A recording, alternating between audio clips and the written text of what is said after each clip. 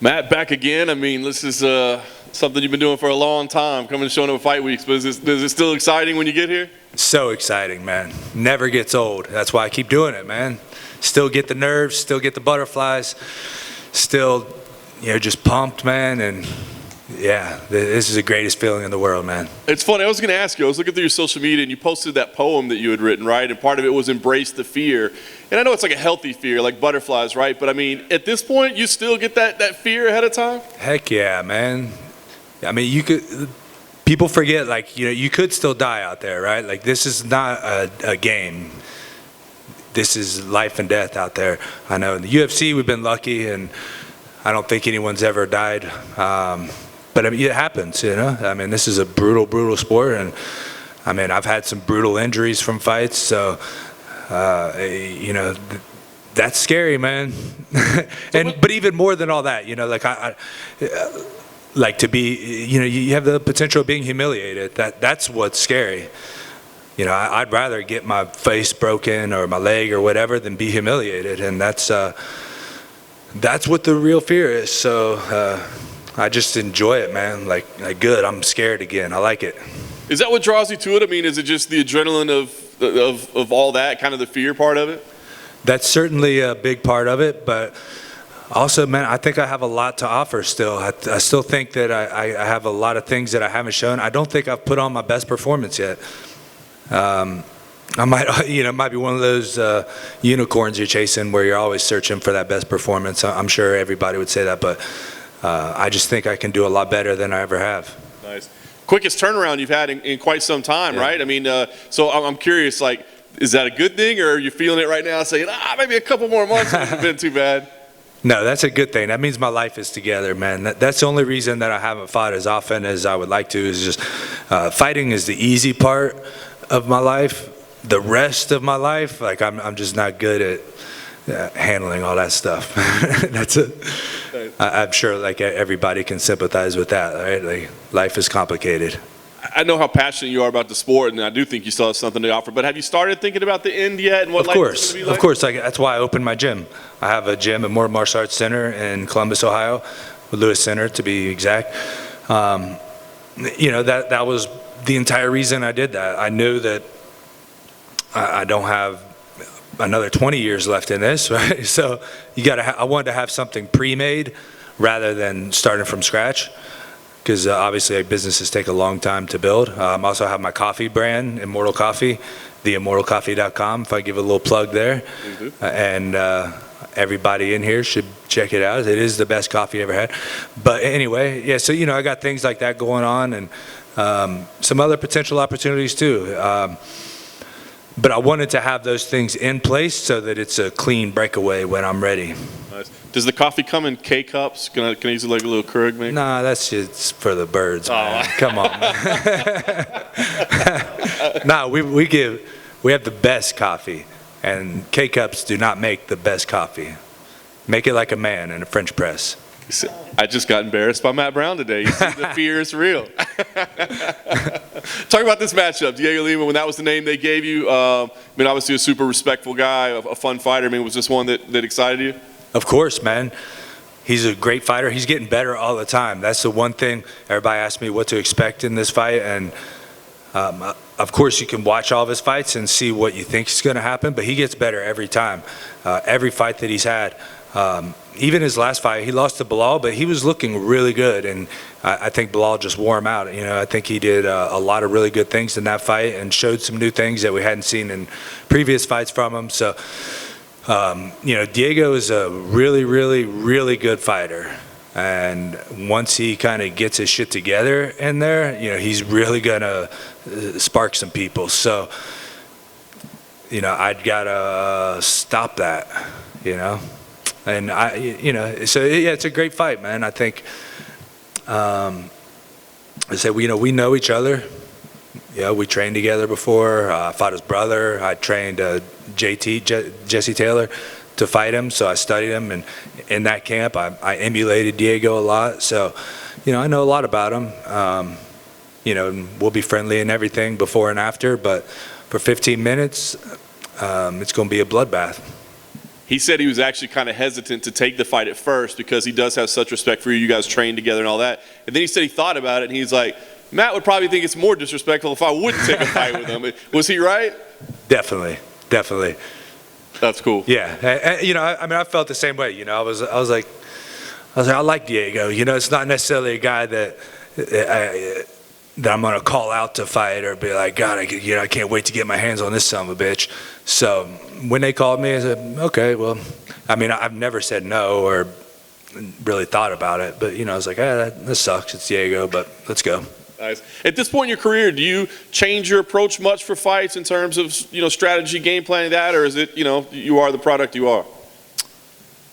I don't know what you mean. Like, do you feel like you really, I mean, you've seen everything at this point, you've done everything, so do you have to tactically change things significantly for each fight, or do you just kind of Well, I changed the training for sure. Like, back in the day when I used to train, it was just go to war every day. It was just go in and, you know, who's the toughest guy in here today? Let's go. And let's, you know, it was a fight every day. And then you kind of burn yourself out doing that and take more shots than you need to. And now my training's a lot more strategic, a lot more, you know, more pad work and things like that, less sparring.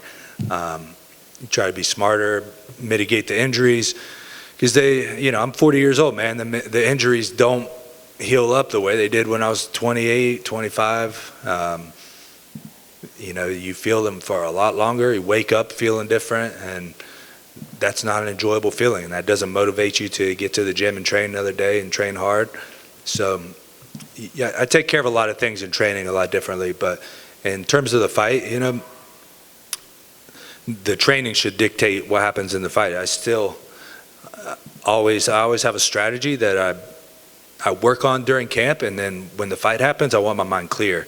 The strategy should have been implemented so much in camp that once I step in the fight, my mind doesn't have to think about it anymore. Very nice. Last thing for me, you know, what are the goals left for you right now? Like you said, you still got something to offer. I mean, are there names? Are there numbers of fights? I mean, what is it that you still want to check off before you feel comfortable saying, okay, that was enough? I don't know if I'll ever feel comfortable saying that was enough. Right now I'm focused on this fight. I'll kind of work on it after that. I'd like to get that knockout record. I'm pretty close to that. I'd like to implement the skills that I haven't shown. You know, like I work on these skills all the time in the gym, and then I go out there and fight and don't do any of it. So I think that like to me is probably something like the most meaningful thing for me. You know, like I'm a martial artist, you know, and then that's what I want to do is practice something and then go do it and show that it works and test it against other people. Matt, you brought up something I thought was interesting, fear of humiliation more than getting your face broken. Yeah. I think anybody that watches fighters get in the ring, you know, respect, win or lose, what you guys are doing. I mean, what does that mean? The humiliation, is it, you know, what is it that you expect when you're... Well, I've come to find that it's not really humiliation. I mean, I've been beaten probably like Jake Ellenberger. When he beat me, it was probably like my most, if you want to call it, humiliating. He beat me pretty quickly, dropped me pretty quickly. You know, so I personally felt humiliated. But then I woke up the next day, and there are my kids hugging on me, and you know, my friends were still my friends, and you know, life goes on, and everything was good, and I got to get back in there again and have another fight and prove that was a fluke. And so humiliation isn't a real thing, but like, I think it's more of like a personal humiliation. Like, you know, you're just like God, man, it's not the way it's supposed to be, you know. So I don't know. It's more of a personal thing, I guess. But you know, we hold ourselves to high standards. I think that's all it comes down to. When you step in there, what is it that you expect out of yourself when you get in the octagon? I mean, I expect perfection, of course. That's what we train for, right? And I expect, you know, to push through anything that comes at me, and I expect to be first. I expect to get hit or hit and not get hit. You know, just all the basic things. You know, like I expect to be a perfect combatant, and it's what I train every day to do. I know that it's an unreachable goal, but that's what makes it so fun searching for it. And you said fighting is the easy part. Outside of the cage is kind of complicated. Is that how you feel when you're in the octagon, like unburdened from everything else? Yeah, man. And honestly, like most of fight week is like that. Like that's what the great thing about being here and doing this, and it's so enjoyable. Other than the weight cut, that's a stressful thing. But, the week is just, it's all about you. And, people want to ask you questions and look up to you. And usually fans would want to get your autograph and hug on you and shake your hand and stuff. But not really getting that right now. But, yeah, man, this is just what it's all about, man. This is the greatest thing in life right here. Do you miss the fans? That 100%, man. I was so disappointed when they said I was fighting at the Apex. God, I was just talking about that with someone else earlier. I was like, the fans always hang out in the lobby, and you go down there, and it's so freaking annoying, and you're like, dude, like, how long you been sitting out here, like, you dork, But now, I'm like, where are they at, man? I wish they were here, Like, we kind of took it for granted, I guess. Do you think, like you said, when you're in the cage, you feel the most unburdened, it's the easy part. Do you think that's one of the things why fighters have a hard time retiring? Absolutely, man. I mean, that's when we're free. That's, everything in our life that we when we get a fight, man, we're thinking about that 24 hours a day. Every single thing in our life revolves around that.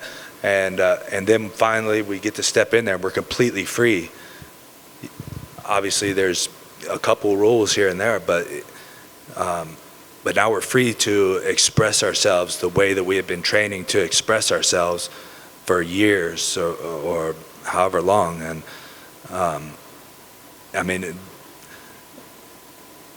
I hope everybody in the world gets to experience something like that, whether it's fighting or, I don't know, skydiving, like something. It doesn't even have to be something intense like that, but, whatever you do with your work, everybody in there, that is, to me, that is what life is about.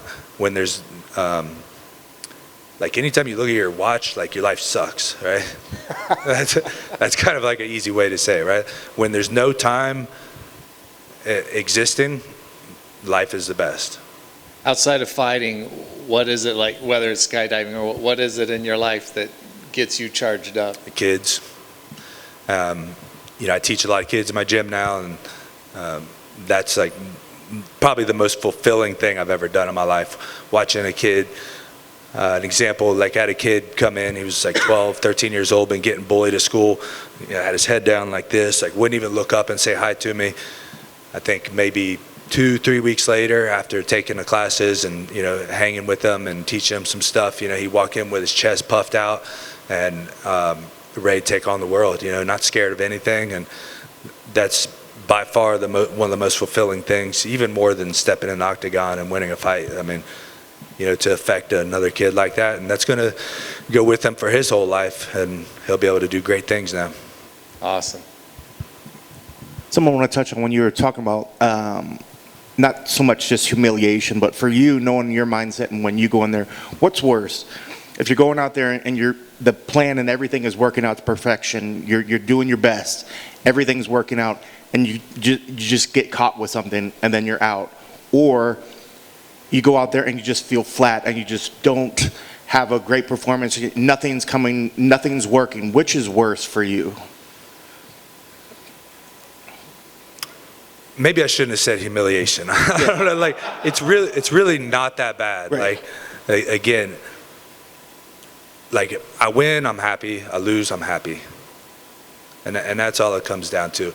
How you win, how you lose. This is the way I explain nowadays. It's like I'm a martial artist for life. I married this sport a long time ago. Every girl I've ever taken on a date, I tell her that. Like, I'm married to the sport. You're going to be second. I mean, I guess if we're, actually talking about being something serious, I'm like, look, you're going to be second. You just have to accept that.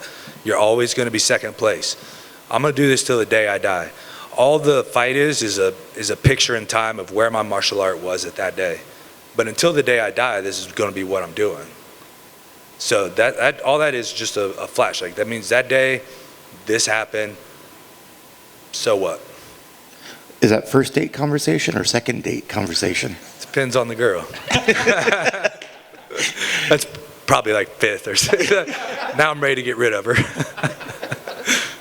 So looking at this fight, you're coming in with, a couple losses in the last ones, but does that even wear in your mind, or is it just a matter of you want to go out there and perform to the best of your ability? Do you carry any extra pressure on you from previous bouts, or is it just all about the now? Yeah, I do my best to not carry that pressure. I don't think it's possible to just completely shut it out of your mind, but I'm absolutely, just focused on myself and absolutely just looking to get in there and do the absolute best that my body can do. And I know that a win will come if I do that. And I love the fact that it seems like life on the outside, your business is even growing. I remember when you had the Immortal Coffee, I was like, cool, you're starting a business. Now you got the gym. I guess what's one of the biggest challenges or things you've learned either about yourself or learned about doing businesses going through this process? Without a doubt, I think the number one thing that I've learned doing business, and I think anybody that's ever owned a business or been an entrepreneur could attest to this, is dealing with other people. I realized I'm not that good at dealing with other people.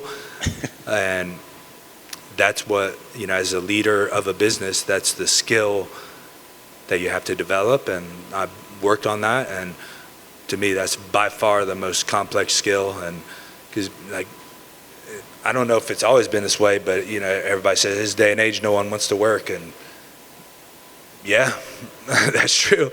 But at the same time, no one's going to care about your business as much as you do, and they shouldn't. It's not their business. So, you kind of see both sides. So that's a huge process right there, and I'm still developing those skills. Do you feel like you're taking some of those skills and teaching those to these young kids as well in the gym as well? That's something that maybe they wouldn't get if they just went to somebody that was just at an MMA gym somewhere? Yeah, absolutely trying to. Hopefully I'm getting that across to them. And that's exactly what I was talking about earlier, with like being a professional. And actually, I don't even know if I was talking with you guys, but that might have been my last interview. I think about it all becomes a blur fight week.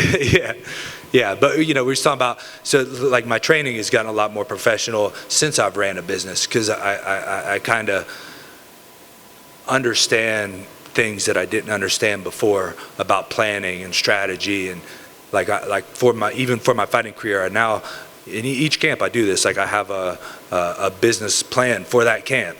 What is the strategy?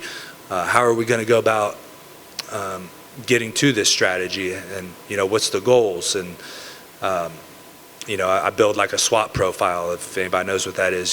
Different things like this that I just never would have thought of before. Before it was just train every day, work hard, try to get better. And now, I don't even consider when I'm in training, I don't even call it a workout anymore. It's practice, because I'm actually practicing with intention to do something specific. And I think that's important to do in a business. So that's kind of where I learned that from. And I think there's a lot of carryover there. And lastly, is there a protocol when, and maybe it's not an informal protocol, when you fight a former training partner or somebody that you trained or did something? I mean, do you guys call each other beforehand, or do you have a barbecue afterwards and just say, oh man, that was weird? I mean, what do you do? I mean, what did you do? Did you call them up, or did you, you just take it as another thing? Or is that something that we on the outside make too much of? In my case, you guys probably just make too much of it. I don't care one way or another. I mean, I look at it like this. If I train with you, I'll fight you. I don't care. If you're my friend, I'll never fight you, period. For $1 million, millions of dollars, whatever, it doesn't matter. I wouldn't never fight an actual friend. If we just train together, then I don't care. I'll fight you, and it is what it is. Can we be friends? That's a good one. You're my buddy, man. Best of luck. Awesome. Thanks, man. Yeah, thanks, guys.